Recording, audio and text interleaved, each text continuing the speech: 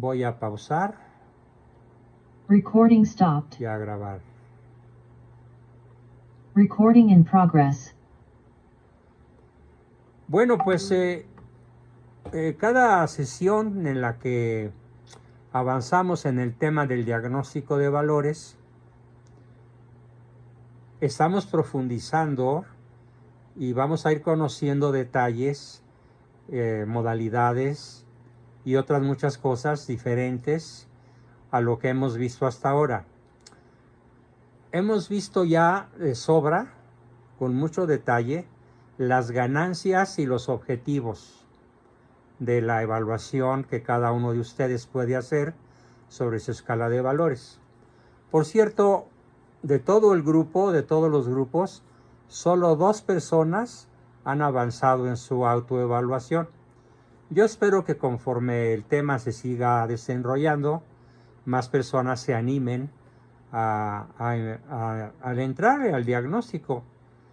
Mientras se animan, yo les quiero platicar cómo surgió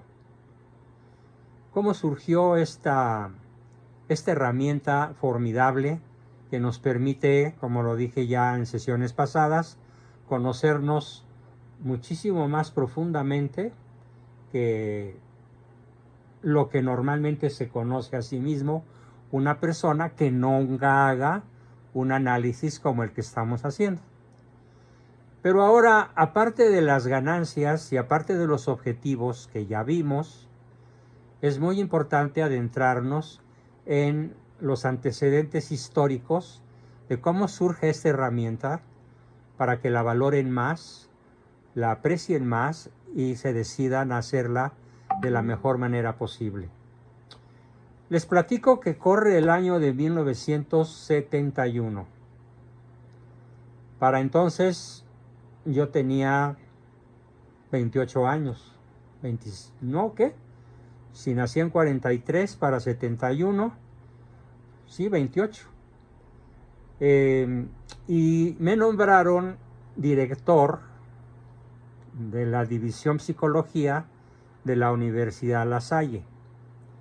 Me nombró un gran amigo mío de aquella época, que además era mi alumno en ese tipo de cursos que yo ya impartía, nada más que en aquel entonces eran de tipo presencial. El señor se llamaba don Bernardo Ardavín Migoni, tipazo él. Él era el rector de la universidad y yo era el director de la División Psicología. O sea, yo estaba a cargo de los alumnos de la Escuela de Psicología, pero además estaba a cargo de construir las herramientas necesarias para evaluarlos y para evitar que se colaran personas que no tenían nada que hacer en la carrera de psicología, de la cual yo ya tenía el título de maestría. Bueno, en 1971, pues, la dirección académica y la rectoría me solicitaron la creación de un instrumento de selección de alumnos y profesores. Me querían que yo creara, que yo inventara y diseñara un instrumento de selección para detectar con validez y confiabilidad, que son las dos grandes medidas en psicología, la validez y la confiabilidad de los instrumentos de selección, para evitar que a la universidad llegasen alumnos y maestros que tuvieran algunos de los siguientes rasgos. Ideología marxista. Corría desde el 1968 el movimiento de 68, acuérdense, que fue prácticamente en todo Occidente y que comienza principalmente en Francia. Y así se llamó en Francia el movimiento del 68. Y era un movimiento comunista que ahora está encaramado en el poder en México, que pretendía la abolición y la destrucción de la libre propiedad. Cosa que en México cada día estamos más cerca, todos los que tenemos algo, de ser despojados. por la ideología marxista, irreductible y violenta que se maneja en el México de las altas esferas del gobierno. Lo mismo que en algunos grupos que andan por ahí, medio ocultos, que de vez en cuando asoman la nariz y que son grupos de narcoterroristas o de personas desviadas intelectualmente y que por desgracia están sobre todo en la Universidad Nacional Autónoma de México, en el Politécnico en menor grado y en mucho menor grado en universidades privadas. Curiosamente, esta herramienta se quedó ya de por vida en la Universidad La Salle y a la fecha el Departamento de Psicología lo sigue utilizando mi herramienta, la herramienta que yo diseñé, que se llama Diagnóstico de Valores Operantes Reales, para evitar que lleguen a la docencia o que lleguen a las filas de los alumnos personas pues de ideología marxista, irreductible y violenta. Claro, si tú le preguntas a uno de estos tipos, ¿es usted marxista? Pues de tonto te dice que sí, porque sabe que una universidad como La Salle y otras, pues no los dejarían entrar. No los dejarían entrar ni físicamente a la universidad, no digamos ya aceptarles la inscripción. Entonces, teníamos un problema de ¿y cómo le hacemos para detectarlos sin que se den cuenta?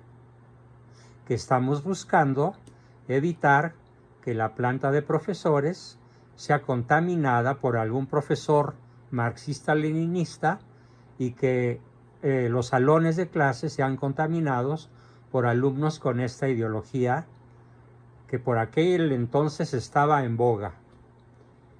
El ser comunista era algo así como, era visto como de mucha categoría, o como dicen ahora los chavos fresa, era muy cool. Qué expresión tan detestable me parece, pero las platico para que ustedes ubiquen cómo se veía en esos años el ser marxista. Muy cool. Qué ridículo, pero bueno, así lo decían. Aparte de evitar que se colara algún marxista, teníamos la idea de evitar que se colara algún fanático de cualquier color o modalidad sectaria. El fanatismo se da, desgraciadamente, en la religión católica. A veces reviste nombres muy piadosos para evitar, para esconder ese fanatismo. Que por ejemplo hay un grupo que yo los llamo los antipapistas o los sedevacantistas, que sostiene que después de San Pío XII, ojo con lo que voy a decir, no ha habido ningún otro papa válidamente electo. Porque desde Pablo VI hasta la fecha, todos, dicen los sedevacantistas, son antipapas y no son auténticamente vicarios de Cristo, ni sucesores de San Pedro. ¿Qué buscábamos? Evitar que este tipo de fanáticos sedevacantistas, que ya existían y por miles o más, se metieran a la universidad a contaminar tanto la planta docente como el alumnado. Y por el otro lado, pues estaba la ideología contraria, ¿no? La ideología contraria que vendría siendo el ateísmo pleno, el ateísmo irracional. Ese fue el segundo tipo de personas que queríamos evitar que se colaran. Pero había un tercer grupo, que es el grupo formado por aquellos sujetos que padecen de incultura, que están por debajo de la línea media de cultura promedio del país. ¿Y saben cuál es la línea promedio cultural del país? Asómbrense. La línea promedio cultural del país es cuarto de primaria. O sea, lo que sabe un mexicano promedio sería como para pasar con un 6 las materias de cuarto año.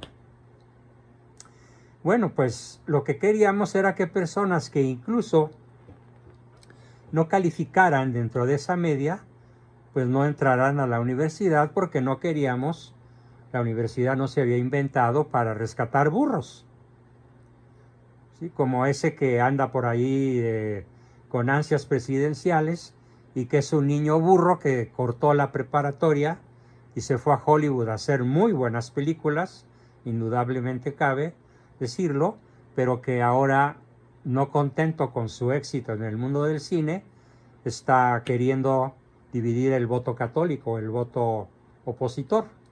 Bueno, pues no queríamos que muchachos tronados como él, como Verástegui, entraran a la universidad a hacer ¿qué? A calentar una banca. Ese fue el tercer grupo cuya presencia queríamos evitar, ¿sí? Un cuarto grupo que queríamos evitar era el exceso de liberalidad en las costumbres familiares y sexuales. Las chicas de cascos ligeros y tacón alto estaban de moda. De hecho, los pasillos de la universidad tenían, en una ocasión me di la tarea de contar cuántos taconazos estaban pintados en las lápidas de cemento de las naves que conducían a los salones y a los patios de recreo. Bueno, pues en 1 metro cuadrado, no se los miento, había más de 1000 hoyitos de tacón de punta afilada. Era lo que estaba de moda en aquella época. Bueno, pero dejen ustedes lo del tacón.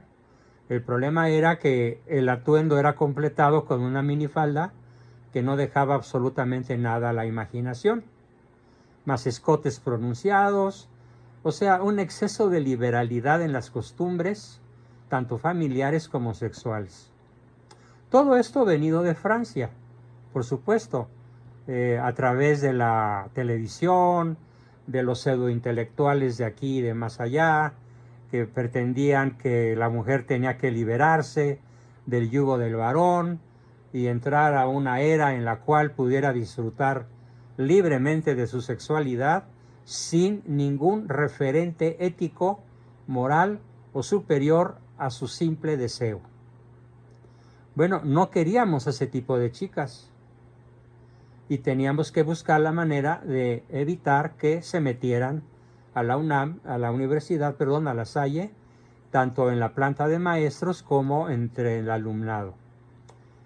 Otro grupo que queríamos que no se hiciera presente era el tipo de personas que sufren o que sufrían graves afecciones en su estabilidad emocional porque venían de familias desintegradas o que sufrían una disfuncionalidad psicológica extrema y que por lo tanto presentaban cuadros depresivos o cuadros obsesivo-compulsivos o manifestaciones psicopatológicas de tipo histérico o distimias y otros problemas psicológicos. No los queríamos tampoco. Y se iba achicando el embudo.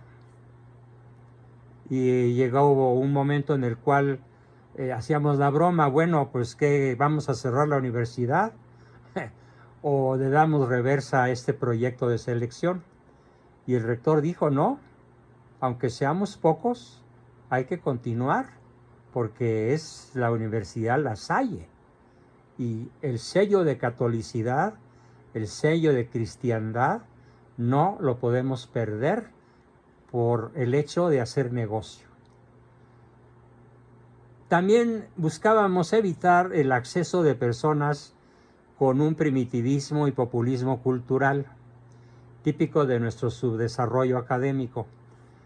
En esa época, en 1968, todavía no se inventaba, todavía no se decía chairo. Lo que se usaba en aquella época era la palabra de 4 letras, que tiene el significado perfecto de chairo y que era la palabra naco. Pero no nos referíamos al naco porque tuviera pocos recursos financieros, porque fuera pobre, no. El pobre tenía cabida en la universidad si podía pagar una cuota que generalmente se adaptaba a su situación económica, porque La Salle tenía un rubro muy importante de carácter contable para financiar a estudiantes de bajos recursos. Era una cuota para estudiantes de bajo nivel socioeconómico. No nos referíamos a eso, sino al extremadamente bajo populismo cultural. Ese que ahora es el azote de México y que se llama la chairiza, que pusieron ahí a uno de ellos en la presidencia, el bulto de Palacio. Pusieron al peor posible. Bueno, en aquella época se les llamaba, así como digo, nacos, pero nacos del espíritu, en donde el primitivismo y el populismo cultural eran típicos de estas personas subdesarrolladas académicamente, o ni siquiera desarrolladas en ningún sentido, pero que tenían un papá o una mamá que querían mandar a su hijo a la universidad, y que mejor que una buena universidad privada para presumir. No queríamos tampoco eso.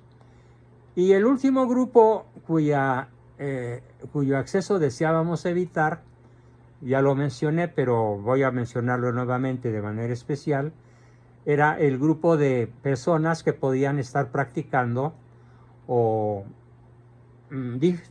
distribuyendo o platicando o haciéndole propaganda a un ateísmo irracional, de carácter extremoso e incluso como militantes del ateísmo, que en esa década era el pan nuestro de cada día, porque estaba de moda.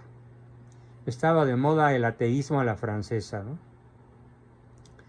Entonces, si hubiéramos hecho esta misma selección en esta época, en el 2023,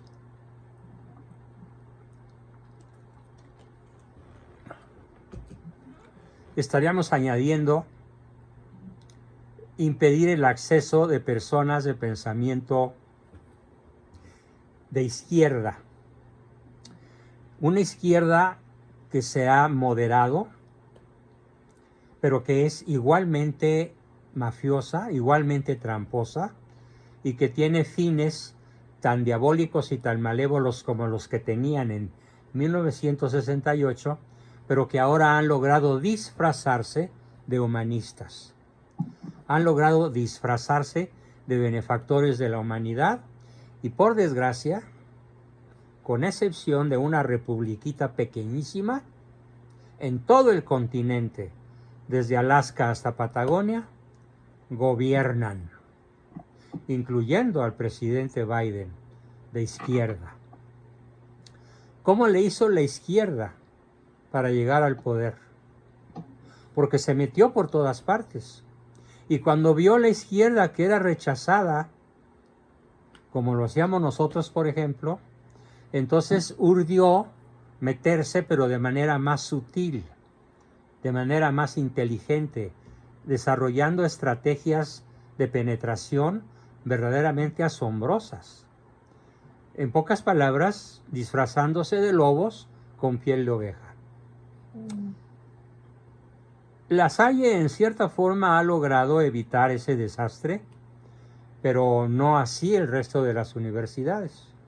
Incluso aquí arriba, a 1 kilómetro de distancia y en un talud que mide como 200 metros de altura, se encuentra una de las universidades más famosas, supuestamente católicas, la Anáhuac, pero que ya está infiltrada. Y entonces ahí me consta, porque conozco muchas personas que incluso son vecinos o conocidos, donde ya la ideología marxista penetró, el fanatismo de izquierda ya penetró, muchísimas personas hacen gala de erudición, pero son profundamente incultas. Lo predominante es un exceso de liberalidad en las costumbres familiares y sexuales. Muchos vienen de familias desintegradas, muchos practican un populismo cultural de bajo nivel, y un 10 o un 15% del alumnado y un 2 o 3% de la planta de profesores practican ese azote brutal que es el ateísmo irracional, extremoso o militante. Porque hay otro tipo de ateísmo, que es el ateísmo de buena fe. Son muy pocos los ateos de buena fe, pero esa buena fe va a ser premiada porque finalmente, por su misma buena fe, se van a dar cuenta de que el universo no tiene explicación sin un primer motor. Si eres un ateo de buena fe, te vas a convertir tarde o temprano. Pero si eres un ateo irracional, militante, nunca te vas a convertir. Tal vez ni siquiera en los momentos anteriores a tu muerte.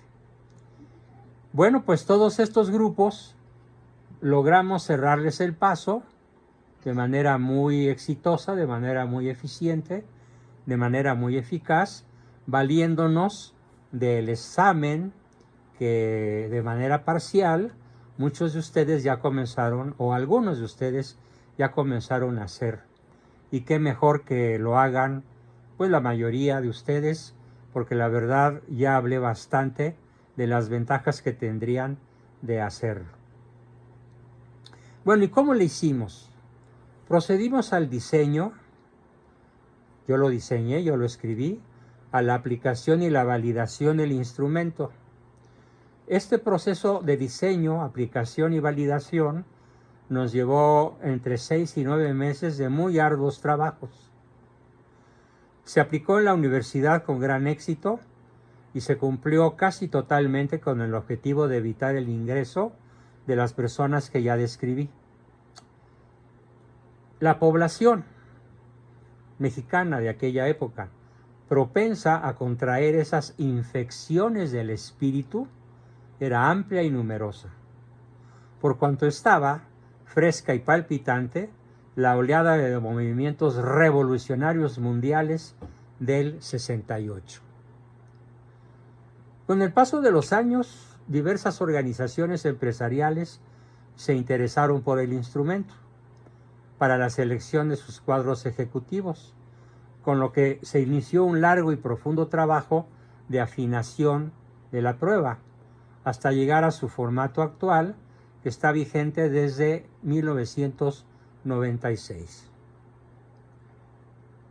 Hemos reunido a lo largo de todas estas décadas más de 25,000 casos de diversos grupos poblacionales, estudiantes, profesores, ejecutivos, empleados de nivel medio alto, etcétera, y con gran éxito, con los objetivos que ya expliqué en las sesiones pasadas y con las ganancias de ese instrumento que también ya expliqué, pudimos determinar en todos los grupos y personas que analizamos dos grandes grupos.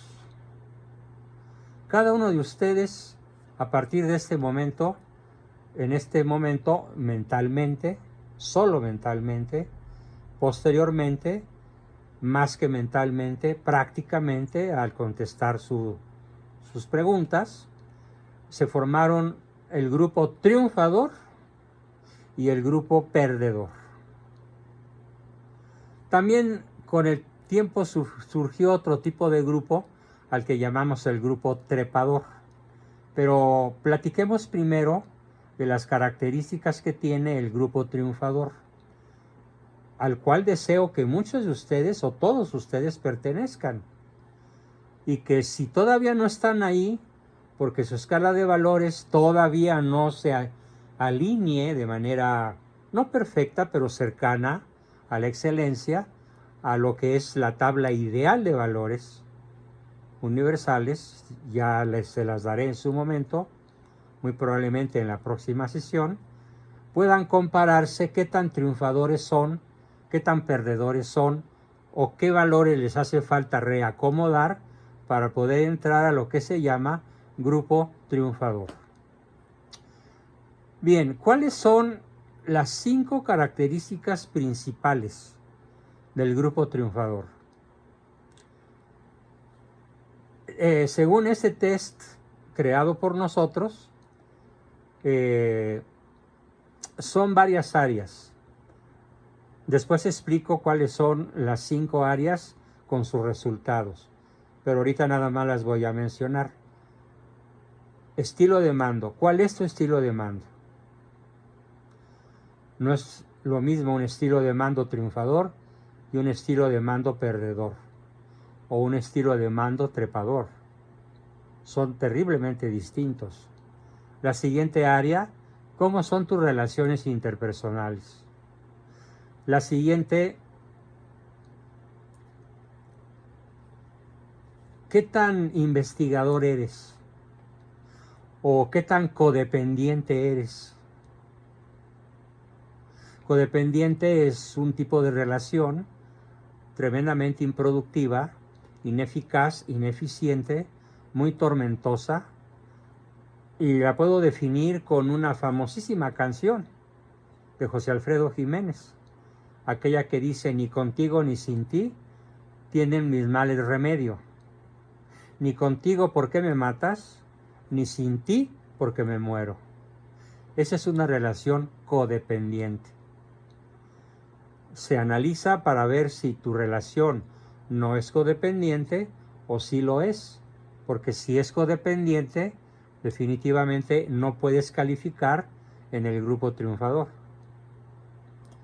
También se buscó cómo tratas a tus hijos, cómo te llevas con tus jefes, con tus compañeros o subordinados más cercanos, y así fue como se descubrieron o se concretaron las características del grupo triunfador.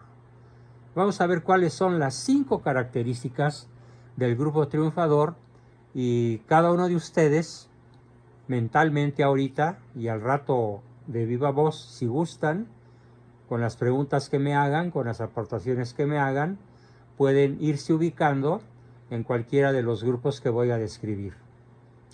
En el grupo triunfador vamos a encontrar una amplia predominancia del estilo de liderazgo denominado padre adulto o líder transformador, cuyas 3 características principales son: no busca hacer que el otro haga, busca hacer que el otro quiera. Este estilo de liderazgo, sobre todo en el hogar,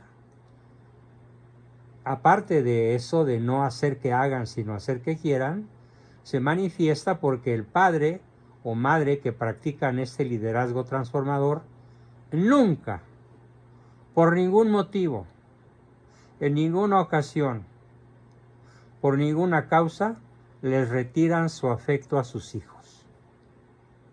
Ni a los pequeños, ni a los niños, ni a los adolescentes, ni a los adultos. Puede haber diferencias de criterio.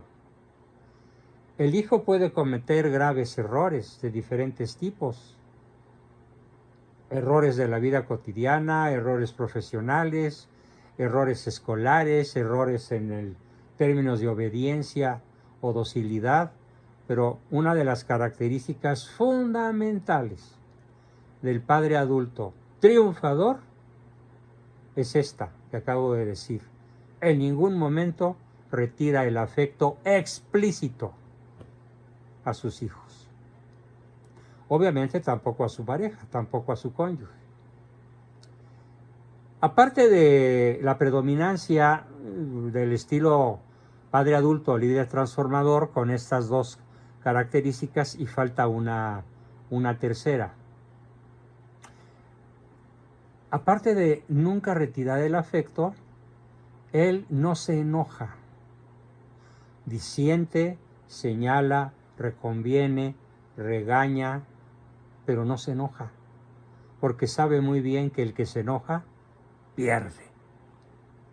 Y el niño, cuando ve a su padre enojado, no se queda con el contenido del mensaje del enojo, únicamente capta el enojo, pero es incapaz de captar el mensaje.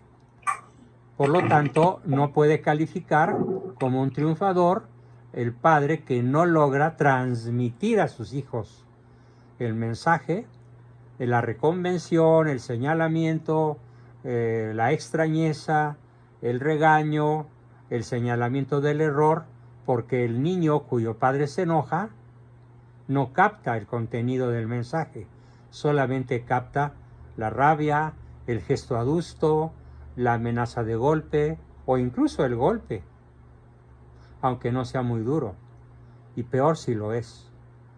Ese fue el grupo A. Para pasar a formar parte del estilo triunfador, de los valores del triunfador. Segunda característica: ¿tienes una bien ganada fama de persona establemente ética, aunque no seas perfecta ni perfeccionista? Es decir, en el círculo en el que te mueves, ¿cómo eres visto? ¿Como una persona que fácilmente puede hacer trampa? ¿Como una persona de palabra de honor? ¿Como una persona que cumple con sus compromisos? ¿Como una persona leal, trabajadora? ¿O como una persona poco seria? No. El triunfador tiene una fama estable de persona ética, aunque no de perfección ni de perfeccionismo. La siguiente, la número 3. ¿Tienes habilidad para relacionarte y tomar decisiones frías, inteligentes, racionales, no viscerales? La mayoría de las personas que tienen un desarrollo vital perdedor se manifiestan porque no toman decisiones con las neuronas, toman decisiones con el corazón, con el hígado, con las vísceras, pero no con el instrumento principal que Dios nos dotó, que Dios nos regaló, para que nuestras decisiones sean inteligentes. Para poder inteligir dentro del asunto. Para poder inteligir significa para poder leer dentro de la problemática y buscar no culpables, sino soluciones. Entonces, tienes capacidad para tomar decisiones dentro de lo que llamamos adulto técnico, o sea, no con el corazón, no con las vísceras, no con el enojo, no con la emoción, sino tomar decisiones cerebrales, decisiones drásticamente inteligentes.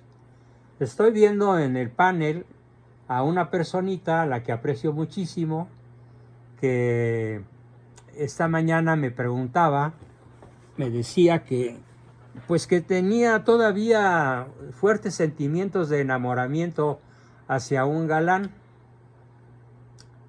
y que ese galán, después de 3 meses de separación, en la que ella dejó de ser su novia, le escribió una carta muy afectuosa donde le pide perdón, le dice que ya está en terapia, etcétera, etcétera, etcétera. Pero resulta que le movió el tapete, le movió el corazón. Y entonces mi papel como terapeuta fue volverla a ubicar de tal manera que tome decisiones con la inteligencia. Y si toma decisiones inteligentes, la inteligencia le va a decir, ya lo conoces. Y en este caso, en especial, genio y figura hasta la sepultura. Por muchas razones que yo le expliqué ya en otras ocasiones. Pero no, cuando la persona no es racional, no es triunfadora, porque entonces va a tomar decisiones que lo van a arrastrar a situaciones que no pueda resolver. De hecho, tocando un poco de refilón el tema tan de moda de el asesinato cometido por la pareja del magistrado Jesús Ociel, me niego a llamarle magistrade, como lo hacen todos los medios. Se me quema la lengua nada más de decir un disparate como ese. La prensa da, eso sí, muy amplia explicación de que fue un crimen pasional entre ellos. Normalmente este grupo de personas Nunca, es una característica que los sella, nunca toman decisiones racionales. Los grupos LGTBI y similares están acostumbrados a tomar decisiones viscerales, apasionadas, sentimentales, aunque sean irracionales. Y por esa razón, por cada asesinato que comete una pareja heterosexual, en el mundo heterosexual se dan hasta 400 asesinatos por razones de carácter pasional, en donde la inteligencia racional queda eliminada por el estilo de vida. Bueno, volviendo entonces a esta característica, el triunfador no se va a, aunque sienta ganas, aunque de un momento dado su inteligencia puede estar nublada, aunque en algún determinado momento la emoción parezca ganarle. Finalmente el triunfador lo piensa y lo decide éticamente, fríamente. La ética subordina la técnica. El deber ser subordina el mero hecho de hacerlo. Pero esas son dos características fundamentales. Eres una persona ética y como eres una persona ética, subordinas tus acciones racionales al sentido de la ética, entonces se puede decir que estás desarrollándote dentro del grupo triunfador con los valores que vamos a ver que son practicados por las personas que viven de manera triunfadora y que por lo tanto van a alcanzar su fin último, el fin último de la vida, ese que repetidamente he mencionado ya, que consiste en la posesión beatífica, en mirar a Dios cara a cara, conocerlo como Él se conoce, amarlo como Él nos ama y conocer y amar la creación entera al nivel que Él la conoce y la ama. Solo un practicante de los valores universales, en la escala como la voy a referir en la próxima sesión relacionada con este tema, que será el lunes, solo un triunfador que tiene una escala jerárquica de valores adecuada al fin último podrá alcanzarlo. Porque cuando los valores prácticos, los valores operantes no están alineados a alcanzar el fin último, entonces esa persona no pertenece al grupo triunfador, porque en realidad nunca va a triunfar. Aunque gane todo el oro del mundo, aunque gane toda la fama y el poder, de nada le sirve al hombre ganar el mundo si pierde su alma. El triunfador entonces se queda con el marcador final a su favor, porque muere en amistad con Dios y en amistad con su prójimo. Y la última característica, probablemente la más difícil de todas, y no me refiero a ustedes 50, a veces 60, a veces un poquito más, a veces un poquito menos, que tienen la característica sobradamente probada de ser niños investigadores. Si a ustedes no los moviera el afán de saber, si a ustedes no los moviera el afán de aprender, si ustedes no estuvieran aquí por el deseo de conocer, ya no estarían. Cualquier pretexto hubiera sido suficiente para abandonar el grupo, y no solo el grupo, sino simplemente abandonar el deseo de aprender cosas que, como ustedes lo pueden constatar, sesión tras sesión, solamente aquí pueden ir aprendiendo. ¿Por qué? Pues porque en las universidades no se enseñan, en las escuelas medias mucho menos, y es muy difícil encontrar un libro por ahí en alguna biblioteca que hable de todo lo que aquí estamos aprendiendo. Felicidades por pertenecer evidentemente al grupo que sí practica el egoestado que llamamos niño investigador. Ese niño investigador que todos tenemos en el interior y que se caracteriza primordialmente por el afán de aprender. Bien, pues estas son las 5 características del grupo triunfador y veremos cuáles son sus valores y vamos a ver también después cuáles son las características del grupo perdedor y cuáles son sus valores y sobre todo sus antivalores o contravalores. Hasta aquí llega la exposición del día de hoy y pasamos enseguida, como siempre, a sus preguntas, comentarios, dudas y aportaciones. ¿Quién Recording stopped. quiere Recording comenzar? in progress.